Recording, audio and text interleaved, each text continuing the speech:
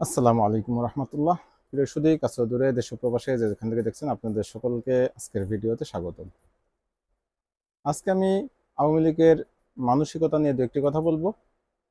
আমরা আওয়ামী লীগের যেই শাসনের অবসান ঘটিয়েছি বা জুলাই বিপ্লবের মাধ্যমে তাদের যেই দেশ থেকে পালাতে বাধ্য করেছি তার প্রায় 5 মাস গত হয়ে গেল। কিন্তু এই 5 মাসের ভিতরে অনেকেরই বক্তব্য দেখেছি, শীর্ষস্থানীয় যেই নেতারা ছিলেন শেখ হাসিনা থেকে শুরু করে বেশ কয়েকজন, নানক, এরপর আরাফাত সহ আরো বেশ কয়েকজনের বক্তব্য আমরা শুনেছি। এছাড়া স্থানীয়ভাবে আমরা প্রতিনিয়তই আওয়ামী লীগের যে সাঙ্গপাঙ্গ আগে যারা ছিল বা আওয়ামী লীগের সাথে সম্পৃক্ত বা আওয়ামী লীগের রাজনীতিকে পছন্দ করেন এমন বেশ কিছু লোকের সাথেই আমাদের ওঠা বসা। সেই সুবাদে আমি যতটুকু দেখেছি এই অবধি 5 মাসের ভিতরে কোনো একজন আওয়ামী লীগার বা আওয়ামী লীগের কোনো ধরনের নেতাকর্মী কেউ এই বিগত জুলাই অগাস্টের এই গণঅভ্যুত্থানের সময় যেই হত্যাকাণ্ড ঘটেছে, মানুষের প্রতি যেভাবে নির্বিচারে গুলি করেছে, আইন শৃঙ্খলা রক্ষাকারী যেভাবে অমানবিক আচরণ করেছে, মানুষ পঙ্গুত্ব বরণ করেছে, 2000-এর মতো মানুষ শহীদ হয়েছে, 20-30 হাজারের মতো মানুষ তাদের অঙ্গহানি হয়েছে, এমন জঘন্যতম ঘটনা এবং জীবন্ত মানুষকে তারা পুড়িয়েছে। যেটা গতকালকে একটি নিউজ দেখলাম, এমটিভিতে নিউজটা এসেছে যে এমবি টাইমসে, যে সাভারে যেই একটা দেখেছিলাম আমরা, মানুষ পুরানোর একটা পরবর্তীতে ছবি দেখেছিলাম, সেখানে নাকি একজন প্রমাণিত হয়েছে যে একজন জীবিত ছিল, তাকে সহ সেখানে দগ্ধ করা হয়েছে। কি নৃশংস মানে অবস্থাটা, একটু কি ভয়ঙ্কর তাদের মন মানসিকতা, কি ভয়ঙ্কর তাদের রুচিবোধ। এই মানুষগুলি এই ধরনের কাজের কারণে কোনো একটা মানুষ এই পর্যন্ত আমি দেখলাম না এই 5 মাসের ভিতরে যে এটা তাদের ভুল ছিল বা এইটা তাদের করা ঠিক হয়নি বা এর থেকে আওয়ামী লীগকে সরি বলে ফেরত আসার দরকার, এই ধরনের মন মানসিকতা তারা টোটালি লালন করেন না। গতকালকে আরাফাতের একটি ভিডিও দেখলাম। ভিডিও বলতে তিনি একটি টক শোতে কথা বলছেন বা ভিডিও কলে কথা বলছেন কারোর সাথে।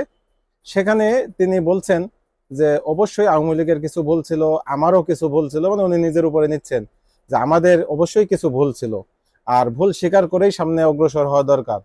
আমি তো মনে করেছিলাম যে মার্শাল্লাহ উনি হয়তো ভুল স্বীকার করবেন আওয়ামী লীগের এই জঘন্যতম আচরণের জন্য, কিন্তু না, উনি দেখলাম ভুল স্বীকার করলো কোথায়, উনি বরং এটাকে আরো আগুনের ভিতরে ঘি ঢাললো। উনি বলতেছেন যে আমাদের ভুল ছিল যে এই আন্দোলনের ভিতরে যে ষড়যন্ত্র ছিল সেটা তারা বুঝতে পারেনি।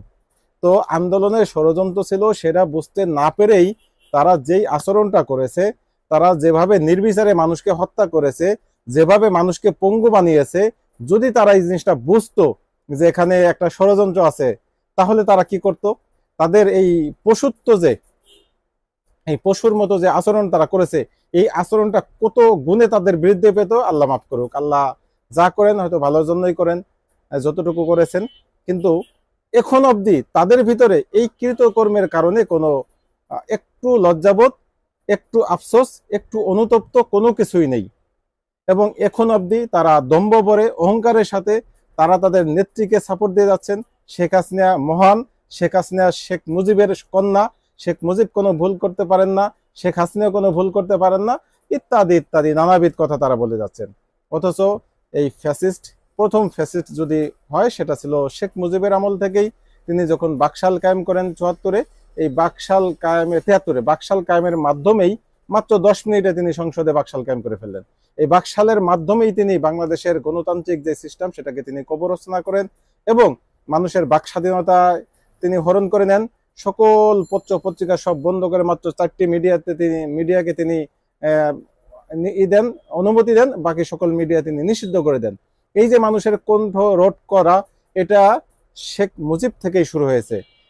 আমাদের মাহমুদুর রহমান সাহেব বলেছিলেন একটা দেখলাম কনফারেন্সে, যে শেখ মুজিব যদি শেখ হাসিনার মতো এত লম্বা সময় পেত, তাহলে শেখ মুজিব শেখ হাসিনার থেকেও আরো বড় ফ্যাসিস্ট হতো, আরো বড় স্বৈর শাসক হতো। যেহেতু তার মেয়াদকাল একেবারেই সীমিত, তার ভিতরে সে যেই খেল দেখিয়েছে, তিনি রক্ষী বাহিনী তৈরি করেছেন, তিনি এক নায়কতন্ত্র কায়েম করেছেন, তিনি সকল রাজনৈতিক দল নিষিদ্ধ করেছেন, যা করেছেন অনেক অনেক ঢের করে ফেলেছেন, এর বেশি তার আর করা সম্ভব ছিল না। কিন্তু সে যদি হাসিনার মতো এরকম একটানা 16 বছর এবং এছাড়া আরেক মেয়াদে ক্ষমতায় এরকম আসতে পারতেন, তাহলে তিনি বাংলাদেশকে কি করতেন সেটা আমাদের অনুমেয়।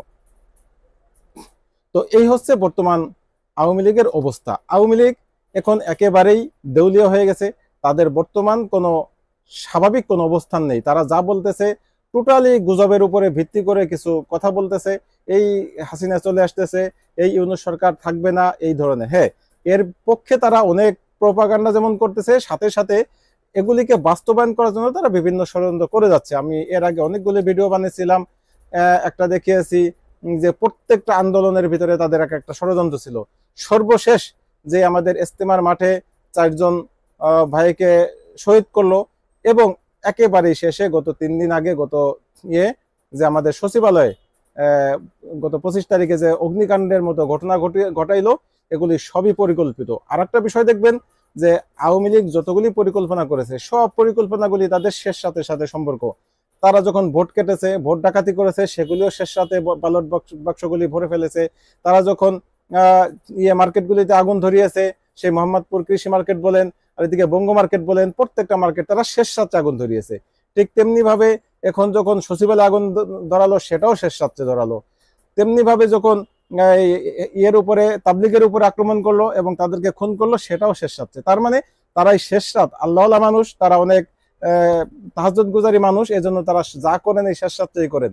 এটা তাদের কাছে একটা প্রিয় সময় বোধ হয়। অতএব আমাদের সামনের দিনগুলিতে এই আওয়ামী লীগের ব্যাপারে আমাদের আরো সচেতন থাকতে হবে, এবং আমি সরকারের কাছে আহ্বান করব যে আওয়ামী লীগের যতগুলি দল ছিল, আওয়ামী লীগ, শ্রমিক লীগ, তাঁতি লীগ বা রিক্সা লীগ, যত লীগ আছে, প্রত্যেকটা লীগের যতগুলি কমিটি ছিল, প্রত্যেকটা কমিটিকে যদি আপনারা এখনো সেই নাম ধরে ধরে তাদেরকে গ্রেফতার করতে না পারেন, তাদেরকে আইনের আওতায় না আনতে পারেন, তাহলে আপনাদেরকে কখনোই তারা শান্তিতে থাকতে দিবে না, রাষ্ট্রকে তারা শান্তিতে থাকতে দিবে না, এবং এই রাষ্ট্রে এই ইউনূস সরকার যাতে না থাকতে পারে, এই ছাত্রদের যে ক্ষমতা, এই ক্ষমতা যেন টিকতে না পারে এবং এরা যেন বিফল হয়, সেই চেষ্টা তারা অনবরত করে যাবেন।